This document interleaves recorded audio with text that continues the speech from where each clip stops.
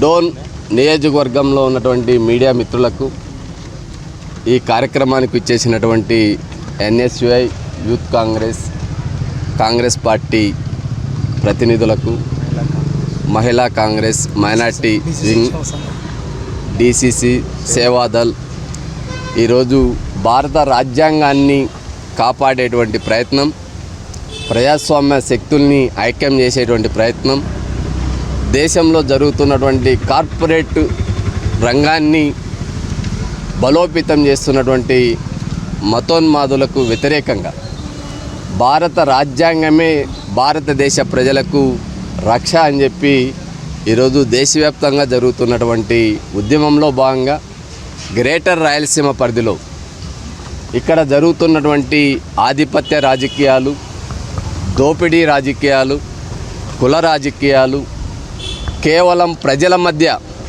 విభజన తీసుకొచ్చి వారు ఎన్నికైనటువంటి అజెండాను పక్కకు పెట్టి భారత రాజ్యాంగం మీద ప్రమాణం చేసినటువంటి వ్యక్తులు ఎవరు అధికారంలో ఉంటే ఆ కులాల యొక్క ఆర్థిక ప్రయోజనాలు తప్ప సమాజంలో 83% ఉన్నటువంటి దళితుల హక్కులు కానీ, బలహీన వర్గాల హక్కులు కానీ, మైనార్టీల హక్కులు కానీ, గిరిజనుల హక్కులను కానీ కాపాడే ప్రయత్నం కానీ, వారికి భారత రాజ్యాంగం కల్పించినటువంటి హక్కుల్ని కాపాడే ప్రయత్నం కానీ ఈరోజు అసెంబ్లీలో జరగడం లేదు, పార్లమెంటులో జరగలేదు.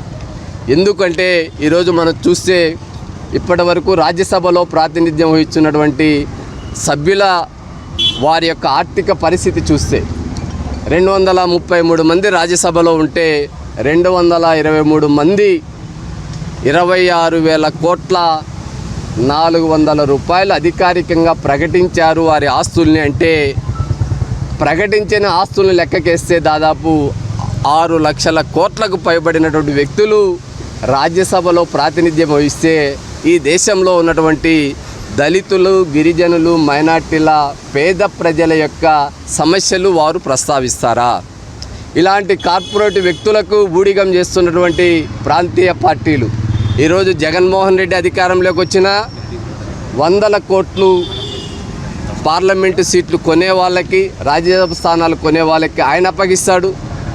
సేమ్ విమర్శలకే పరిమితమైనటువంటి జగన్మోహన్ రెడ్డి మీద చంద్రబాబు నాయుడు ఆరోపణలు చేస్తూ ఏ ఒక్కటైనా ప్రక్షాళన చేస్తాడు అంటే అంతకు 100 రెట్లు ఎదిగినటువంటి ఆర్థికమైనటువంటి తనకు సామాజిక వర్గానికి చెందినటువంటి వారిని మాత్రమే రాజ్యసభకు పంపారు.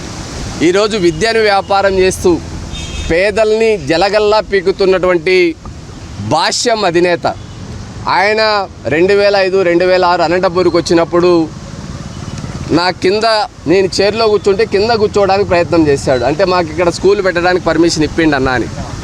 ఈరోజు ఆయన అధికారికంగా 600 కోట్లు ప్రకటించాడు. అంటే ఇంకా ఎన్ని వేల కోట్లకు ప్రజల నుంచి దోపిడీ చేసి, వసూలు చేసి, ముక్కుబిండి చంద్రబాబు నాయుడికి అప్పగించింటే ఆయన పార్టీ రాజ్యసభ ఇచ్చారో ఒక్కసారి ఆలోచించండి.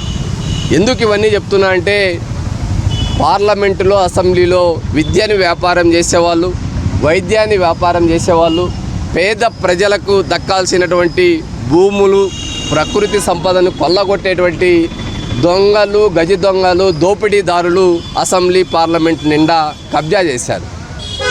మేము చెప్తున్నటువంటిది మన వెనకున్నటువంటి మహనీయుడు డాక్టర్ బిఆర్ అంబేద్కర్ గారు చెప్పినటువంటి ఒకే ఒక అజెండా.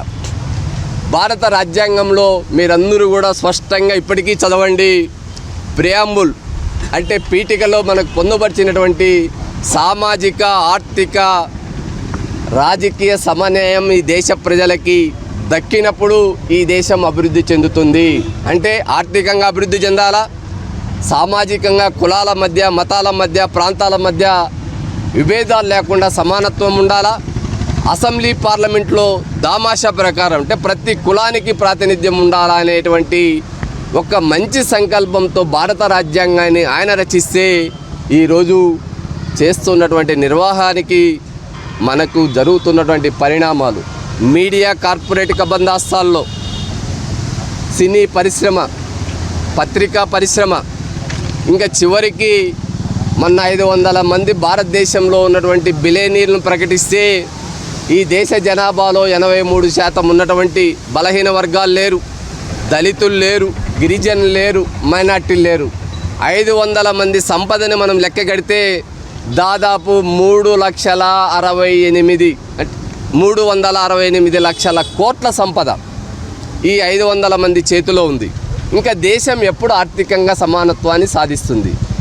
ఇది నియంతృత్వ దేశం కాదు, అత్యంత విలువైనటువంటి ప్రజాస్వామ్య దేశం. అంటే ప్రజల కోసం ప్రజలచే ఎన్నుకోబడి ఓటు ఇచ్చి కొన్న వ్యక్తి ఏమో 500 కోట్ల రూపాయలు సంపాదిస్తున్నాడు. 1000 రూపాయలు ఓటు ఇచ్చి కొనుగోలు చేసినటువంటి వ్యక్తి 1000 కోట్లు సంపాదిస్తున్నాడు. 1500 ఇచ్చిన వ్యక్తి 1500 కోట్లు. ఇలా ఎమ్మెల్యేలు ఎప్పుడైతే ఓటు ధర పెంచుతూ ఉన్నారో వాళ్ళ ఆస్తులు మాత్రం 5 ఏళ్లలో 2000 కోట్లు 3000 కోట్లు అక్రమంగా సంపాదిస్తూ ధనవంతులు అవుతున్నారు.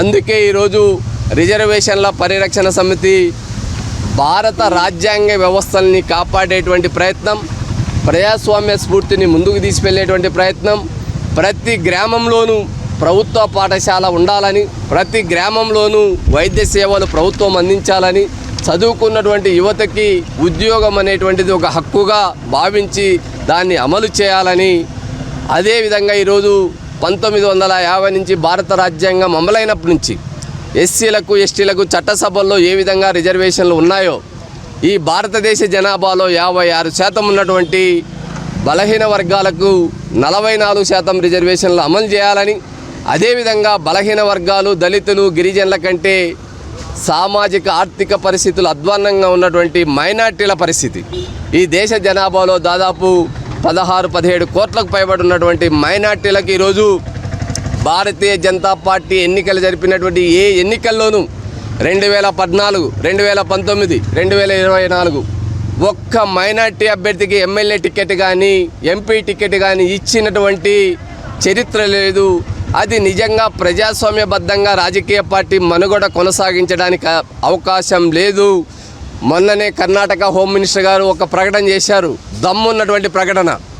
ఒక ఆర్ఎస్ఎస్ రిజిస్టర్ లేని ఈరోజు ఆర్పిఎస్ అనేది ఒక ప్రజాస్వామ్యబద్ధంగా రాజ్యాంగబద్ధంగా పనిచేస్తున్న 2010లో సొసైటీ రిజిస్ట్రేషన్ యాక్ట్ ప్రకారం చేసి మనం ప్రజా సమస్యల మీద పోరాటం చేస్తున్నాం. ఈరోజు వేల కోట్లు లక్షల కోట్లు అక్రమంగా కూడబెట్టినటువంటి ఆర్ఎస్ఎస్కి ఒక్కటే చెప్తున్నాం, మీది పీపుల్స్ వార్ సంస్థ కాదు, లేదా ఆల్ఖైదా కాదు, ఐఎస్ఎస్ కాదు, తీవ్రవాద సంస్థల్ని ఏ విధంగా రిజిస్టర్ లేదని చెప్పి నిర్బంధించి నిషేధిస్తున్నారో అలా మిమ్మల్ని ఎందుకు నిషేధించకూడదు అని చెప్పి కర్ణాటక హోంమంత్రి గారు ప్రకటించిన ప్రకటనకి 100% బహుజనవాదులు మద్దతు ఇస్తామని చెప్పి రిజర్వేషన్ల పరిరక్షణ సమితి సంఘీభావం ప్రకటిస్తూ ఇలా అన్ని అంశాలపైన ఒక్కటే, భారత రాజ్యాంగం ప్రకారం పరిపాలన జరిగితే దేశ ప్రజలకి మేలు జరుగుతుందని భావించి దానికి ప్రజలకు పాలకులకు మధ్యగా ఉన్నటువంటి ఉద్యోగస్తులు, ప్రొఫెషనల్స్ అంటే న్యాయవాదులు, చార్టెడ్ అకౌంట్స్, ఇంజనీర్స్, సాఫ్ట్వేర్ నిపుణులు, మీడియాలో పనిచేస్తున్నటువంటి సోషల్ మీడియా నిపుణులు ఈ సభకు నంద్యాలలో జరిగేటువంటి కార్యక్రమానికి హాజరు కావాలనేటువంటి ఉద్దేశంతో ఈరోజు డోన్ నియోజకవర్గ పరిధిలో మహనీయుడు డాక్టర్ బిఆర్ అంబేద్కర్ గారి విగ్రహానికి పూలమాలలేసి పోస్టర్ విడుదల చేయడానికి విచ్చేసిన ప్రతి ఒక్కరికి పేరు పేరున కృతజ్ఞత తెలియజేస్తూ ఈ అజెండాను ప్రజలందరూ అర్థం చేసుకొని ప్రజాస్వామ్యవాదుల్ని జీరో బడ్జెట్తో రాజకీయాలు చేసే వాళ్ళు వస్తే ఈ సమాజానికి మేలు జరుగుతుంది.